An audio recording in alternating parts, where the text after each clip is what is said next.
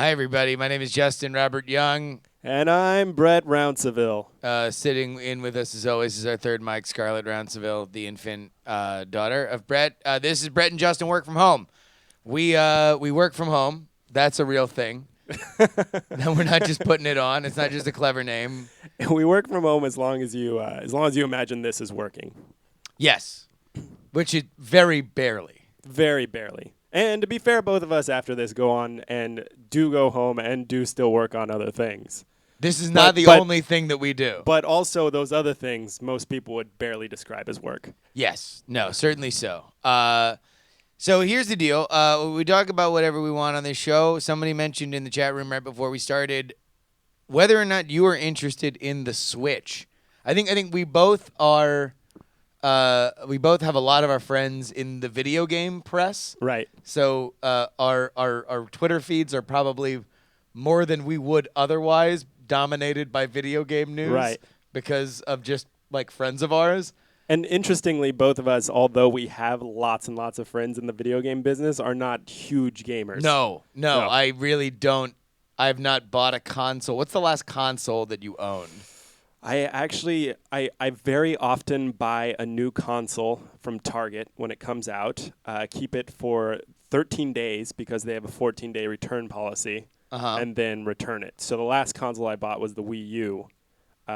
So you actually buy it and you test it out to see whether or not it's like a thing that you would want to keep doing. Oh no, I know it's a thing I would not want to keep doing. So you just want to try know that I'm going to return it in 13 Oh my God. days. Yeah. Wow. No, I didn't realize that you had such a like.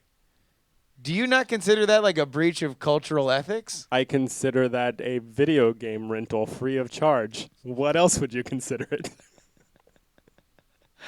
Wait, to be fair, I had to keep... Do you know that you are walking an ambiguous moral line, I guess is my question. No, I refuse to accept that is an ambiguous moral line. Really? And furthermore... That's obviously not what they're there for. They're there to sell games, and they have a policy there so people, if they come upon hard times or they have a defective unit, can replace it or have their money back. Yeah. Like what you are doing is outside of the stated reason. Look, if not outright prohibited. Give me 3 reasons for which people might return a product of any kind. 3 reasons. Okay. Yeah. You find that it is not what you thought it was. Mm-hmm. You bought it as a gift, and the person already has it. Mm-hmm. And it was a defective. It was the goods were not what you wanted. Right. The goods were not what I wanted. Okay, yes. That's fine. I'm not saying that it's you fine. are... I bought it. It wasn't what I wanted. I wish I had wanted to keep it. To be honest, if I had wanted to keep it, it would have been a huge surprise to me. And so I returned it. And to be fair, they don't let you return open to video games. So I had to keep Mario Kart 8. I had to spend money on Mario Kart 8. So you wait. All right. And also, I'll have you know, I take very detailed photographs and package it as though it were never open to begin with. I'm blown away by this. Why? I'm Why are blown you away surprised by this. at all? Well, because, I mean, listen, I knew you were cheap. In fact, they're my favorite jokes to make at your expense is Brett is cheap jokes. So, and I know that you're inventive. Yeah. I guess I expected it's not the behavior that surprises me, I guess is what I'm saying. I just expected when confronted with this, you just give it the old like Han Solo smirk on yeah, you know, like instead of actively defending this like as upright moral behavior. Let me just say You're a lot to walking the learn. left-hand path. There's a lot to learn from Donald Trump. Just like, hey, what? Yeah, grabbed him. So anyway, regarding the Switch, I don't care about the Switch at all. I am very excited about a new Zelda game though. So I would be tempted to once again make my customary 13-day rental to try out the new Zelda game. And then I would be forced to sell Zelda, a newly opened video game that I can't repackage, on Craigslist for probably more than I bought it for. This is Hey. All right, yeah. I mean, listen, like just own it. Just own the fact that you are doing something morally dubious. How am I not owning it? I freely admit that I'm doing it. I mean, but also you're not saying. Just say out loud, I'm ripping off Target and I'm driving up prices for selfish reasons. I don't believe I'm ripping off Target because they don't know that it's not open. They're just going to resell it anyway. So you believe that they are reselling without any kind of repackaging, without any kind of returning it to Nintendo and whatever back system that they have where they can return open products. I do believe that. You believe it is going right back on sale. I do believe that. And you're returning it to them saying this was unopened. Correct. So you're lying to them. Well, You are lying to Target. well. So what you are basically telling me is that you are smarter than people that work at Target. Not a shock, right? Like, I'm not saying that that's wrong, but just like understand that that is what you're saying. I plead the fifth. I don't even know what you're talking about anymore. You said so many words that I can't follow. I wish I could answer your questions. I really do. And I'm sure that they are great questions, but with the baby and everything that's going on. This is not normal behavior. It's really hard. This is not normal It's really behavior. hard to Don't let your dad tell you that unpackage this is like everything that's going on. This is like, what is that movie with Tatum O'Neal and her dad, where they're both con artists? Tatum O'Neal. Is it Paper Moon? Oh, yes, yeah. Yeah. This is That's how the Wayback Machine. This is how you and Scarlett are on the path to Paper Moon. You're on the path. You are only like Katie getting fed up or dying in an unfortunate accident away from you guys just going on a life of con artistry and crime. That is a great movie. I'm all in, Scarro. What do you think? No, she's not as excited. All right. Well, here, listen. If you have any questions, go ahead and throw them right there in either chat. We're watching the Twitch chat. We're watching the Diamond chat. Whatever you want to say, go ahead and get that in here. We are, I guess, I was talking to Andrew yesterday, and he was like, you guys actually, as much as this is like just an excuse for you guys to talk to each other and talk about whatever you want, like, we actually do represent a fairly unique perspective in like American life. Like, not a lot of people do what we do or have like paying jobs like we Right. have. So it's like he's like you guys should embrace that a little bit. Like, you guys shouldn't necessarily just be like, this is some fart off thing that we do so Brett cannot be bored while babysitting. Right. Also, that is as noble a line of thought as any other. Brett by the doesn't way, need to be bored while babysitting. Miramuchi It's called CD parenting. says he was with you right up until you told people that it wasn't opened, therefore outright lying. Dark Redeemer in the chat says, I actually really like the Switch and I'm looking forward to it. The price point is a bit tough to swallow and the lack of the number of great launch titles. Basically just one Zelda, a Mario Kart coming for the following month, but I still like it. Did you see any of the Switch announcement last night? I didn't. No, I missed the announcement, but I saw all the tweets about it. Scarlett saw the Switch announcement. You saw it, right? And she's not sure how she feels about it. No. People seemed excited. But then again, it was a lot of people that were like up at 8 o'clock Pacific time, so 11 o'clock Eastern time for a Nintendo announcement. So it's a fairly self-selecting group. Although video game fans, safe to say, a fussy bunch when they're not excited. Yeah, that's interesting. I don't feel like I did hear a lot of excitement coming from people. Oh, really? I felt like what I heard was excitement about Zelda, excitement about the new Mario, disappointment in the slate of launch titles, and like meh about the Switch itself. There's apparently a co-op milking game. What? A co-op milking game? Milking? Yeah. Like you would do in the cow shop? So you would literally on your TV is an udder. Yeah. You each have a Switch stick, Uh-huh. and you're each. No. Yeah. That's not okay. No, put your mic out, right? So we would be doing like this. No, they have to go. Yeah, that's it. That's a game. No. It looked really fun. That's not a game. It looked really fun, though. That's not a game. Dude, that udder milking, though. No, that's not a game. You don't think Scarlett would love it? Scarlett would love anything that she could put in her mouth. Yeah. I feel like those Switch controllers are just the right size. Did anybody else see this? Did anybody else see this milking game thing? I saw it. It was like a demo. I guess they brought like some journalist in there to like demo some stuff, and one of them was the milking game. And they had a bunch of like Nintendo people walking around in big, like comically large cowboy hats. That makes more sense now. I feel like it's literally not a game. It is Nintendo's move to make gaming journalists look like bigger idiots than they are. Yeah. They're like, it's not about milking a cow. It's about ethics and journalism. Okay, here we go. I think we might actually have the GIF here. Let me find our Twitch chat. Thank you so much to Balloon Knots here, giving us the GIF That keeps on giving. that keeps on giving. Here we go. Oh, no. Oh, no. No. Oh, no. Oh, you have to Let's- squeeze it when you move down. Let's go ahead and take a look. Here we go. No. Yeah, there it is. No. There it is. Hold on. Let me just make sure that Brett gets front and center. Just do me a favor, Brett. Just watch one revolution of this GIF, and then I want you to just describe to everybody what how you would describe to an audio listener what is happening here. Well, what's okay? most interesting about this is the accuracy. As someone who has milked a cow before, it seems to be important that you not only squeeze the controller while you're moving it down, but you squeeze it in such a fashion as you would to push milk slowly out of an udder as you pull it down, so like moving from top to bottom. And that, to me, for some reason, only makes it worse. Like, more authentic, yes, but I don't want to do that to a controller. I don't even really want to do it to a cow, and sometimes you just got to get milk out. So wait, so why is, I mean, like, these people that are in this GIF seem like they're having a really good time. Well, of course they do. They're being paid to wear ridiculous clothing and manhandle a controller.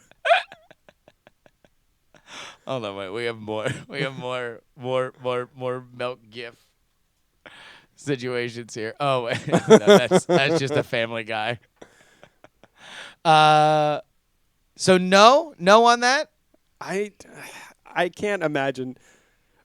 Actually, I can't imagine. I can't imagine playing that and having a great time, but having a great time because of how ridiculous it is and how it shouldn't exist. Is the idea of a gaming platform that you can take as a mobile gaming platform exciting to you? Not really. And also for maximum friendly situation, would it have been more friendly to you when you were traveling for a living, like when you were really on the road a lot? Maybe, but I kind of doubt it. Not really in a world with like iPhones and iPads. Any time that I'm gonna fill up with a game, I can fill up just as easy with like a casual game on a phone-like device. And if you really wanted to play with other people, then there are also games where you can connect via Bluetooth. Okay, Whatever but that, you're doing is gross, baby. yeah, especially because that's definitely been on the floor for a very long time. The other, but I mean, but that's also kind of a BS like reason. Like, No. It's not. I'm not saying that this isn't better or a better experience. I'm telling you why it doesn't get me excited. I'm not like pumped Yes. about it because it's so similar No, to but something else if that I could do. If are you somebody who plays games on your phone? Yeah. So if there was a better, more compelling experience than phone games could provide, Mm-hmm. you would be interested in a mobile gaming thing that delivered that experience, right? I mean, I'm interested in that. I am very curious about the Switch. I'm not excited about the Switch, and the reason I would never be excited about it is because more important to me than the experience is not carrying another device. Like, if I could get rid of my phone, then I would already be happier. That's my biggest thing. I don't know.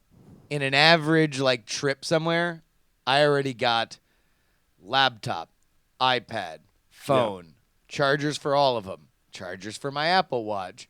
I just got this new power brick that like can charge my laptop, so I don't need to always be by an outlet. Like there's just a million different things that I already have to carry. I don't know if mobile gaming is so important to me that I need to do that. Yeah. Right? And That I need to carry something else. I mean, it's also fairly rare that you're traveling with someone else. Well, I mean, especially in our lives, but it's rare that you travel with something else in a situation where you would want to be playing games, I guess. I mean, maybe if you're like a really big fan of taking the train to Chicago twice a week. Yeah, here is the video. And this is where the gift came from. Who is that guy on the right? Here, wait a minute. Let's get the video or the audio here. This is a 5-minute long video about cow milking?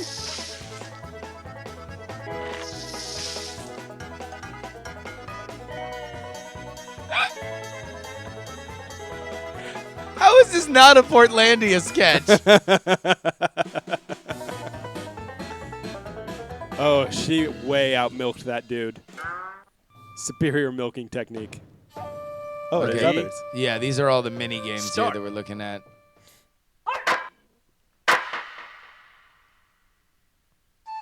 Switch. All right, Ready? so that's like a 1, samurai. 2, 3, 4. Pose.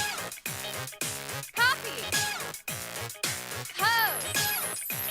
It's like a dance game. Oh, table tennis.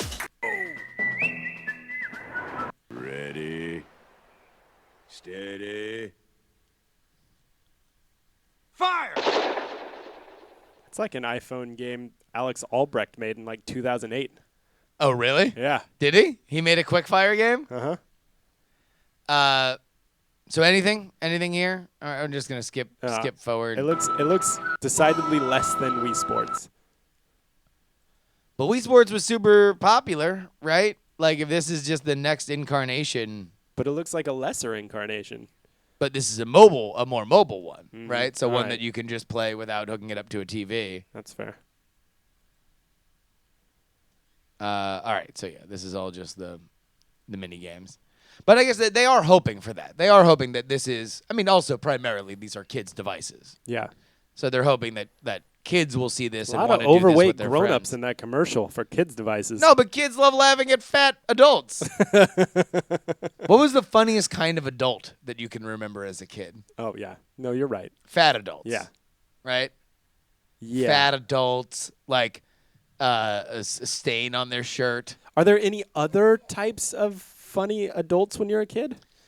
Because Overworked adults. all of the ones funny. I think of, like I don't think of overworked as funny. I think of overworked as scary. I think of like hag-like as scary. I think like if you are a caricature, you're probably scary for a Well, child. but all right, who was the principal? The principal that was always like the comic foil in like kids movies. Bald. That's Bald, probably for Clutch. sure. Yeah, and I think it's still overweight. Like I don't think you see like a bald, fit, funny principal. Belding. Oh. Bam. But also dumb. Right in your mouth on that Yeah, one. all That right, one. no. That was a boomerang. Like I don't think there's one. Name one that is like bald like Belding. Okay. Has a ring of brown hair like Belding. Yeah. Is as fit or slim as Belding, about the height and personality as Belding, and is a school principal. Name one. Belding. Still Belding. Hashtag still Belding. I mean, who was the other like famous like I mean, like what the principal from Back to the Future. from That's Back not to the funny. Future? He's scary. He's scary, right? That's high school principal though. Mm-hmm. I guess Belding was Belding high thought school that or was middle high school. school? I'm sure at some point it was high school because they went to college, right? Oh, what the hell is going on here? Siri tried to give us directions somewhere. Just Siri's trying to give me directions to a middle school, and I'm like, not today, Satan. I'm not part of that sting. Move it along. Boy Meets World. He wasn't balding. now. Yeah. Are all the or kid funny. shows about high school? Or are they about? Are all of them? I guess it's elementary school. Oh, all the or kids in school. all kids shows where they're in school. where they're in school. Uh-huh. Like they're all either elementary school or high school. Yeah. But then Where the weird was, thing about what, high school, What age group was High School Musical? I actually had to think about that one. I forgot this was a bit. Junior high.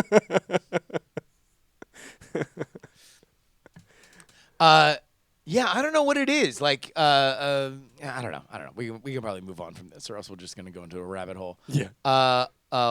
What are you working on this week? What was like? What's the big mission pick stuff? We're finally doing all the stuff that we need to do to make everything sing on bigger iPhones, so the S Pluses and the 7 Pluses and everything, Yeah. which is a really big project and one we've put off for way too long. But it involves redoing literally every single screen on the app, which is exactly what we did over the last month and a half for the smaller iPhones. Yeah. And that should all be done in the next 2 weeks or so. What is like? All right, so what is the team now? Like, how many people are working on Mission Pig? 4 on a good day, usually 2. And what is that fluctuation point? So we have Shane and I are full-time. Shane is full-time on the tech side, so he does almost all of the iOS dev stuff. I do the web dev stuff and all the admin stuff. And then we have a man named Nicholas Baring who does our backend. He does the server and the JavaScript on the server. And then we have Joshua Warren, who is our designer, who does all of our graphics. And so they come and go as needed, right? Yeah. But by and large, it's always you And Shane. and Shane Yeah. banging it out every day. What has been some of the feedback from the new people that came in over the new year? Oh, it's been really good. Like, they have been equally accepted into this amazing community that only gets more amazing. Yeah. And then... All right, sorry. Go ahead. Yeah. I remember what I really wanted to talk to you about. Okay. And anyway, it's been very well received. All the new designs are lovely, and the conversions, which were one of the bigger things that we were worried about, have gone up 14 times. Oh, really? Yeah. That's 14x. So hopefully we'll continue to see some growth. So you wrote a Medium post. Mhm. You've been writing on Medium a lot more lately, and I'm very happy for that because I very much enjoy your writing. The last one that you wrote was about how to create a good community, one that isn't a cesspool of hate for which the internet very often gets its rap for. I forget who retweeted it, but there was a great summation of like all of the different social networks. And it was like Facebook, my life turned out fine. Instagram, I'm fine. Snapchat, my life's a quirky movie. Twitter, we're all gonna die. I saw that. For whatever reason. Twitter is just where all the like negative elements of life kind of go to coalesce. So It's not just negative elements. That's where your internal panicked id goes to talk to the world. I guess so, Yeah. right? You just like, if you're like, oh my God, I'm really scared today. You don't say that on Facebook. You say it on Twitter. Oh my God! By the way, so Mikey Newman, of course, who's a regular on Night Attack and works at Gearbox, tweeted out commentary on a picture from Donald Trump's news conference. I saw that too. Just a bunch of. So theoretically, the reason why there was a gigantic pile of papers next to this press conference was because this was the paperwork that was going to be filled out to divest Donald Trump from his businesses, passing it down to his kids while he is president. Understood. People use props at press conferences all the time. Even if they were props, it would not be a shock. I don't think it would necessarily even be a break of protocol, yada, yada, yada. Yeah. Mikey just tweets out, the pages are blank. Because there's a picture that kind of seems like peeking out the edge. Yeah. There are blank pages. Well, more importantly than that, they're clearly props. Regardless of whether or not props They are were good or the bad, they're actual clearly copies. props. Yeah, it's not like someone's like, oh my God, we got to Yeah. get these back into the files. Like, they're copies of, at their best, they're copies of the paperwork. Right. And that they again, was like, going to probably do. not even that, because like all of the folders were blank. Like, even if you were Yeah. even if you're not looking close, like, there's no organization to that. They just shoved a bunch of things into other things and Yeah. then set them on the table. As to show Yeah. that they were going to make this was the physical television takes you a second to see it. Yeah. Metaphor that they are going to, the message that they were sending is they're going to take time and effort to do this, right? Are we not trying to wake the sleeping baby? Look how cute this thing is. Oh no, wait, she just opened her eyes. She's like, don't try to, come on. Oh, Look there how we cute go. this thing is. All right, hold on, wait a minute. You guys ready? Oh no. I'm ready. All right, no, I'm just gonna go. We're just gonna have one baby shot. All right? And we're just gonna periodically we're gonna switch to it. All right? And we're all gonna be able to just watch this baby fall asleep. So right now, not asleep. Right now, not asleep. We're gonna go ahead and pan back out. Okay. So here we go. BioCal has the thing. My point is not that this happened. My point is that Mikey tweeted it, and his Twitter was just I mean, number one here, the pages are blank. This is what the thing is here. 18,000 retweets. 18,000 retweets, 33,000 Ks. And God bless him. Although, like, I feel like I want to slap Mikey for responding to half this. Like, I would slap somebody who was a smoker who just had a child or something, right? I feel like I would probably respond to all of those too. It seems like fun, right? How often do you get that kind of God, opportunity? Are you kidding? Why? So yeah, Mikey went. I mean, and boy, a lot of it was just absolute bile. It made me think, and what I said to him is that for whatever reason, people will cross lines for politics that they will not cross for money and they will not cross for happiness. Like they will not cross.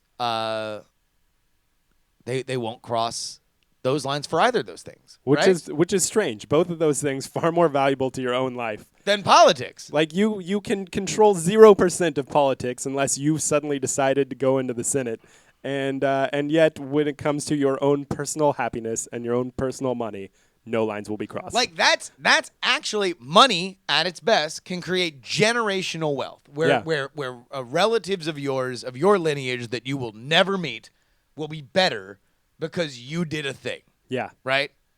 And if you ask somebody, hey, I need you to spend the amount of hours that you are spending lighting people up on Twitter and finding other people to light up with the kind of passion, you would be an amazing social media manager. Right? That's a good point. And brands will pay good money. I mean, not the biggest money on the planet, right? But good money. Yeah. I What don't know. percentage of people that light other people up do you think are being paid? Because I mean, there has to be a given percentage, right? I don't think. I think you can get that work for free. I don't know how much you need to pay for it, right? There's enough people out there that want to have their political opinions known. I mean, I get yelled at. I get yelled at for it just because I talk about politics. You know, I don't even really have much of an opinion. There's just an insane. It's absolutely crazy to me. Yeah. Because like, this isn't making you happier. I mean, maybe. I mean, you are. I think the justification is probably that this is for truth, right? This is for the Republic. Yeah. This is for something larger than myself. Mm-hmm. It's a lot like we see this even in game design, right? Like we would talk about this all the time back at the Go game. If you give some people a totem of some kind to rally behind, then all of a sudden the game gets dialed up to 11. Yeah. Like you can play the same game and then give people colored headbands, and now you're the green headband team. Yes. And then the S hits the F. Yeah. So Because you're now getting you've people driven like lines in the sand, and this is a thing, and like. And That these is- are totems that these people carry around in their hearts every day. That is one game that I definitely wish we could have actually written that got like halfway through the development cycle but was ultimately too complicated. But the your city is your board game kind of thing where like you would have teams and you would battle. It was like a Oh, I remember land what the game you're talking acquisition. about now. Yeah. Like that was always something that like I really really liked and we never really got. But that would be there Yeah. to maximize that, right?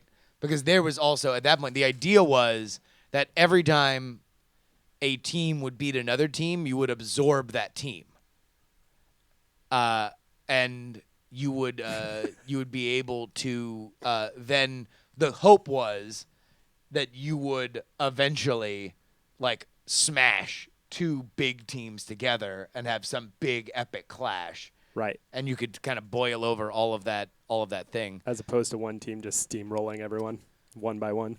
Yeah, because I think that there's ways that you can control that. Mm-hmm. Like if a team gets too big, you can like force split the team, and now all of Yeah. a sudden that's its own thing. Like, Mm-hmm. you know, there's a million ways that you can just get the big, that big pop at the end there. Yeah. No, that would have been really fun. I think like looking back now with new knowledge, it would be a lot of dev to make it happen right. I think that's why it never happened because Yeah. all right. I mean, this is probably telling tales out of school, but there were some games that wound up getting run for paid customers that were probably not exactly fully baked. So, you know, it had to be really, really, really, really, really undercooked for us to not just sell it and run it. You know. Right. Biocast says so. Gang urban warfare. Yes, it was the Little idea bit. was. I think like, it was more fantasy based when we were talking about it, right? That was the overlay was. Yeah. There's like urban wizard kind of stuff happening, but it was like corners. It was like part of it Yeah. was the wire. Like, no, you have to go after the opposite team's corners, and it was all organized on corners, so it was easy to find. Like we had the blue. It was the blue wizards that were the clever rapscallions intimidating people, and then we had this is a terrible place to go. oh no, all right. No, go ahead. Keep And then we going. had the red elves that were bad little oogle ogles distributing science. you know, Then what bad- else? bad little oogle ogles distributing science. And then there was a yellow Oh, team, and they were the Latin Kings.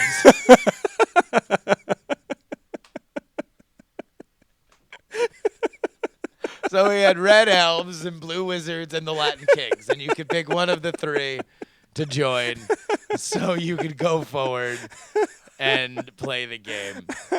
How do you create a good community though that does not devolve into rancor? Uh-huh. Like even like for Mission Pick, Yeah. there has to be. Did you have a thought like as the election was going on of like I just don't want a random thread to devolve into like, fuck you cuck. I did have that thought, and like the temptation is to turn into that skid, right, and turn controversy into users. So there were plenty of And thoughts to about make it like patriotism or like Yeah.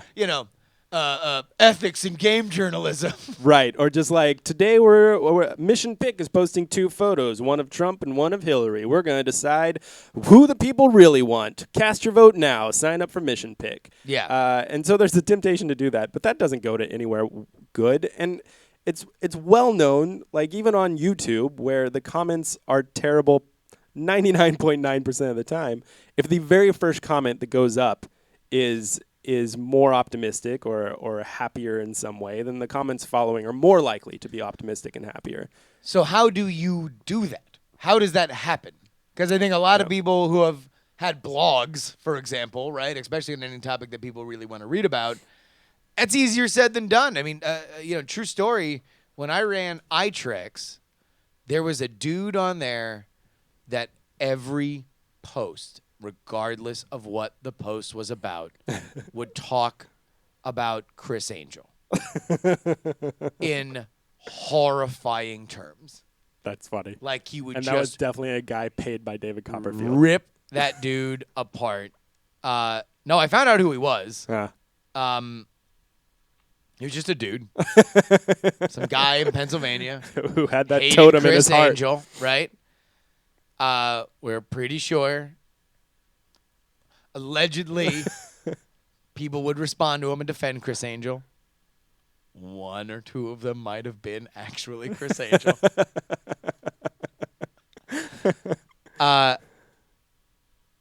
But it killed our comments.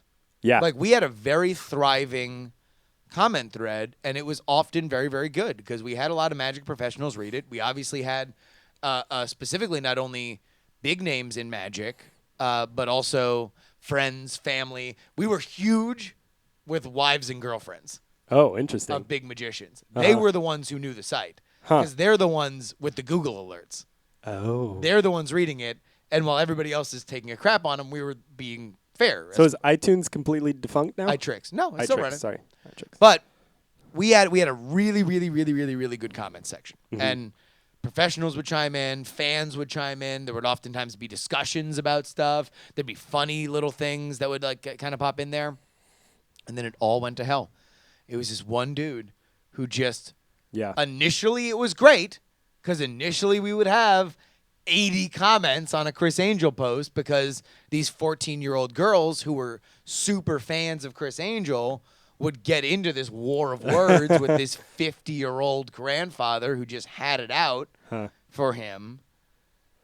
And then it all died. And then it Yeah. all went away. And then at the end of the day, he was the only one left. Oh, that's brutal. And it was and I banned him and he came back and I banned him and he came back.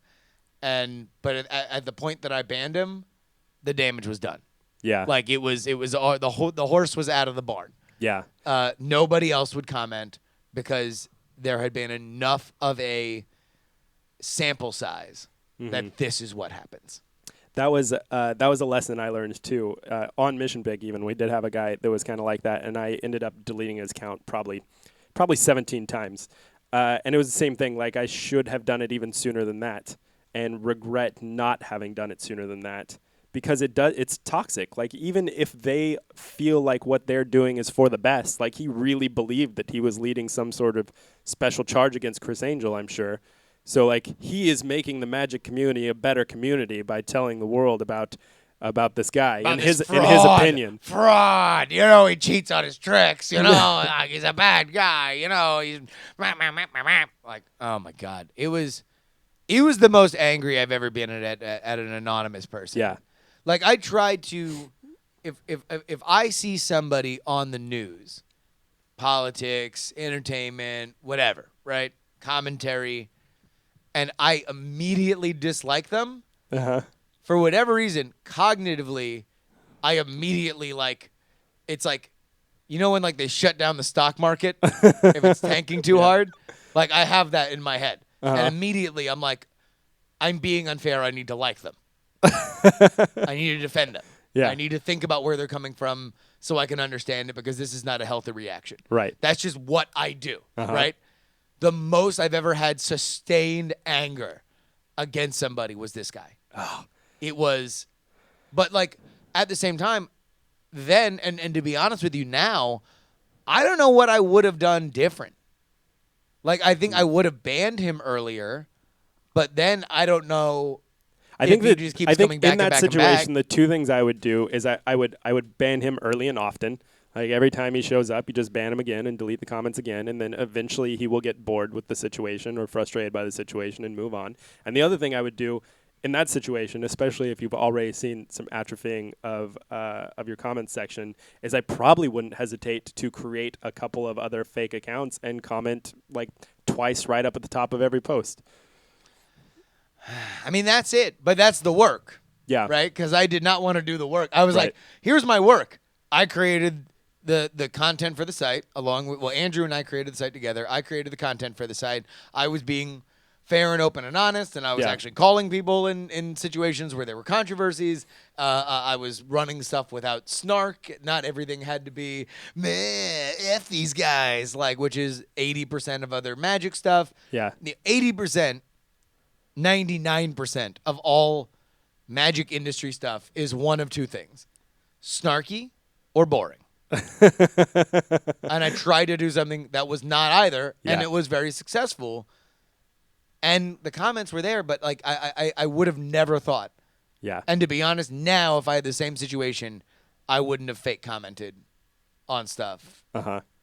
Like what I might have done is been more active personally when That's- it was bustling. Well, see, the nice thing about Mission Pick is that I don't well, I don't fake comment, but I don't have to because it's luckily not my content, right? It's other people's photos most of the time, like Yeah. almost every time. So I can be that positive influence in the community and say nice things about people's photos without having to be fake. I get to do it as Brett. Here's Brett saying this nice thing, and then it's arguably even more powerful because it's the guy who made the thing saying that you did a good thing on the thing. Yeah. We're just gonna go ahead and frame up this shot of Scarlett. There you go. Oh. Doll. Oh, look at that. She doesn't care about these loud a-holes at all. No. Well, she's get used to it, kid. She better. It's better than she started now. If you let's flash forward then. Yeah. 10 years, 15 years. Uh-huh. You see Scarlett lighting up people on the internet. You see that she is causing the kind of ruckus Yeah. that you were trying desperately to prevent. I would beat the hell out of her and ground her for 3 months minimum. I mean, is there like a parable though? Like, is there like, are we going to have like the lesson of? Because here's the thing I do think has changed from when I was running iTricks and now is that then the only rule of the internet was bring people in and let them say what they want, Yeah. right? I disagree And with so- that now. And well- I didn't back then. Like But I think 2008 culturally Brett that's didn't. changed. Yeah. I think that now the idea is there's so much more. Mm-hmm. It's very easy to create your own sub thing. Right. So now it's no. We reserve the right to protect our community. Yeah. Now it's a lot more homeowners association. Yeah. know? A little bit. Or even like local ice cream parlor. Like, this is my space. I don't need you to be in my space if you're going to not wear shoes and not wear a shirt and scream at me about how my ice cream sucks. Yeah, I guess but that is something I'm not imagining that did change. Yeah, it definitely changed. I know the popular wisdom when I was running the Amtrekker blog was let people say whatever. Yeah. And luckily that was another like very positive community because it kind of focused on the positivity of life in general. But even then, like if people said something bad, not only would I not delete their comment, but I wouldn't even engage with them. And that was my solution back then was like just let it go. them talk into the wind. That's What fine. were But I don't think I'd do that now. What were the negative comments that you would get on the Amtrekker blog? I can't. It may I'm not have pregnant, been on. return my calls. I actually don't think I got any on the blog itself, but on like YouTube videos and stuff. Yeah. Oh, so just like dumb gay. Yeah, this You're guy's gay yeah. dumb. This guy's gay dumb. Super gay dumb. Sober gay dumb. He belongs in Kingdom gay dumb. Oh man, I was gonna. Oh, so are you still writing the Amtrekker book? Yeah, I'm at 14,000 words, something like that. What where are you at, and what lessons have you learned from writing the book? Well, I have a very particular way of writing, and so I really haven't even gotten to the meat of what I need to be doing in it yet. So the way I usually write is I outline the entire story.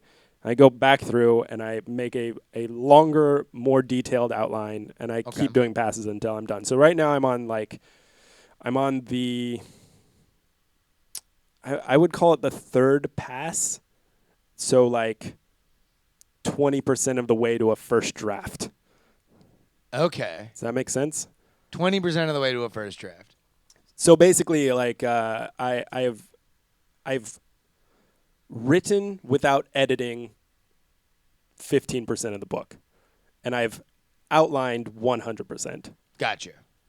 What is the format? Like, are you going like, because you had 50 things on the list, right? Like, is it like on this thing I did this, or is it just a linear path? It's more of a travel narrative than anything else. Like what I would in my dream of dreams, it's kind of a cross between Bill Bryson's A Walk in the Woods and Dale Carnegie's How to Win Friends and Influence People. Gotcha. The idea is that you went on this transformative journey and came out the other end a different person. Yeah, the only quirky format stuff I might do is I'm kind of tempted to name number chapters the number of the item I crossed off the list. So like chapter 1 might actually be like chapter 17. Yeah. But that's No, I just think me to be that's- annoying. That's just you to be a dick, which is well within your character. Is there anything from from what you've written or relived that you're like, oh wow, that's different, or do you have a different perspective on it, or brought back memories or anything like that? Yeah, this is actually something I've been really struggling with while writing is like how much of me now should I bring into it? Because there are lots of things where I like maybe my memory is a little bit foggy of it, but like what I want to bring away from it contains knowledge of who I am now and who I've been for the last 10 years. And like where do you draw that line? So like where do you decide that it's Jack Kerouac writing it in 3 days right after it happened, and when do you decide that it's a memoir? Well, you don't want to hide it, right? Oh, hold on. Wait a minute. We had some Update. stirring. We had some stirring. I mean, you don't want to hide it, right? You don't want to hide the fact that you are writing this so many years afterward. Mm-hmm. But also, you do want to make the adventure that you are telling people about is people on the adventure with you over the period of what, a year and a half, 2 years? Yeah. So, like, you need to be that person. Yeah, that's basically how I've been writing it. And there are a couple of times where I dip into stuff like in Shoe Dog. I don't think you ever read that. No. But I highly recommend it. Yeah. In Shoe Dog, there's a couple of points where Phil Knight does this thing where he says something like, and then the next day, Bill Bowerman and I met with our lawyer and drafted up this thing. And there are lots of reasons to believe that's not the way it happened. But for some reason, that's the way I remember it happening. And that, to me, is like, for some reason, if that is the case, if I'm so sure of that, then there must be some reason I remember it that way. Maybe it was a couple days later. Maybe it was a couple months later. But I remember it as being the next day. And Gotcha. I just admired the honesty of future Phil Knight addressing past opposition that way. I mean, I would almost think that the most compelling way to do it, like, because part of the story Mm-hmm. is that, within this journey, you meet your future wife and mother of your child, right? Right. And so you are writing this from this very, like, removed yet dependent part of your life, Mm-hmm. looking back at the moment in which you made that decision. Yeah. Yeah, I've been, like I said, I don't know. It's kind of the first pass still. I've kind of been walking that line. But, I mean, the very first thing that happened on that trip was, like, the first couch surfer I ever stayed with was Mike Ganuccio and the guys from Boston. Yeah. So, like, lifelong friends now. And, like, I'll be at one of their weddings in a couple of months. But they so yeah. I touch on that a little bit in there. But I like, even writing it, I didn't know if it would stay in or, like, whether it was the right thing to do. I just wanted to get as many words down as I could. So any adventures or anything that you've been thinking about more? Any specific moments during the trip while you're writing? I think, well, I'm not like so deep into the weeds yet, but I've been going through like old podcasts and old photos and stuff, and there's so many things that were forgotten, but only take that photo to remember. Yeah. And then suddenly you're brought back to like a dog shit miserable 48 hours or Yeah. something where you're like, oh my God, I can't believe that I ever would have forgotten that I was trapped laying in the rain outside of a train station in Podunk, Arkansas for 2 Ugh. days. Vomit.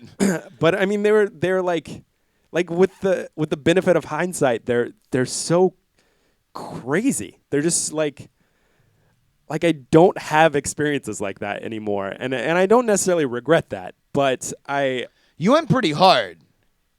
Like, I mean, because you had the Amtrekker thing, and that was 2 years, and that was Yeah. no budget. You going on this personal odyssey, right?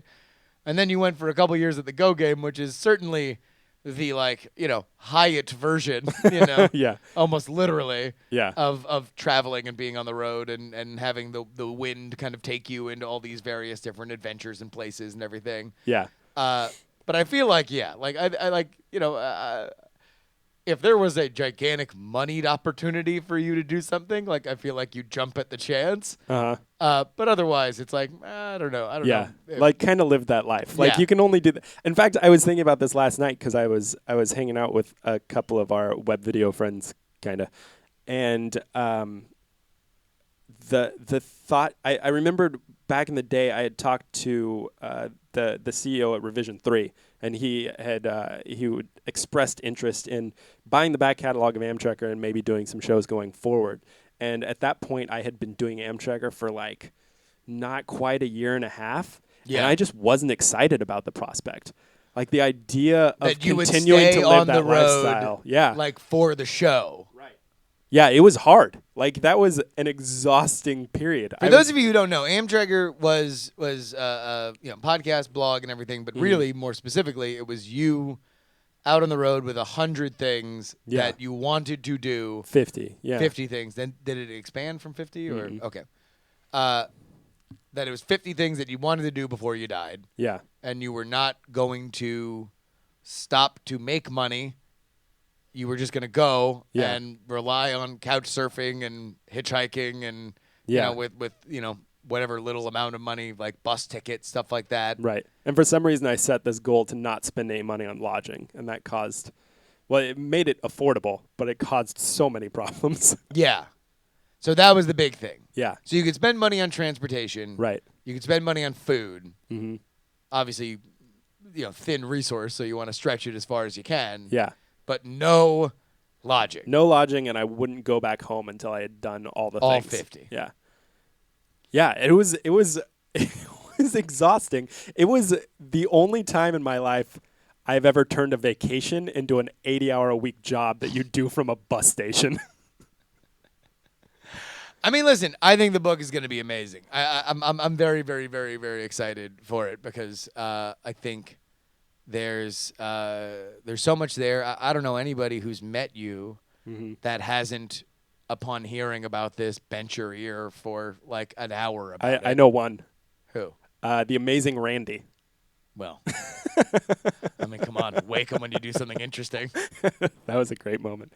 I might post the prologue on Medium today. It's like it's tight enough that I might just send it out there as a teaser. Do you have a mailing list? like a year ahead of time teaser, but still. Do you have a mailing list? I do. I don't use it very often though. Make sure that you put the mailing list on the thing. I wouldn't send it to the mailing list this far in advance. No, Like, don't there's send it to the mailing list. I'm not gonna have do the that. mailing list sign up, like to be like, hey, look, if you want more of this and you want to know when the book comes out, sign up for the mailing list. Yeah, you might be right. But it's still like so far in advance. I still. Who the fuck are you? I swear to God, if you weren't holding your daughter, I'd slap you. I'm very, very There's excited. so much work to do on Can it I? still. I'm just gonna say, the story is inspiring. Yeah. Everybody. There are so many people that I knew, mostly women, who, upon hearing that, That is a thing for some reason. oh no, like, let me just say, if the one question that you will never answer me about the Amtrekker thing is how many people that you slept with on the trip. So, are you willing to answer that now here on the air? I have literally never slept with anyone. This baby will be our savior. Immaculate. Are you gonna answer it in the book? No. Pussy. My name is Justin Robert Young. This is Brett the Amtrekker Roundsville. We work from home, and on Fridays we do this live streaming podcast. If you want to follow us, go ahead and follow at Amtrekker. And that is AMTREKKER. He's got a book that he's going to be shy about until he's absolutely done with it. So please don't follow him at Amtrekker and say, I'm excited for your book to come out whenever it comes out. You can follow me at Justin R. Young on all social media platforms, including Snapchat. Until next time, we work from home. We very much hope you do too. Bye.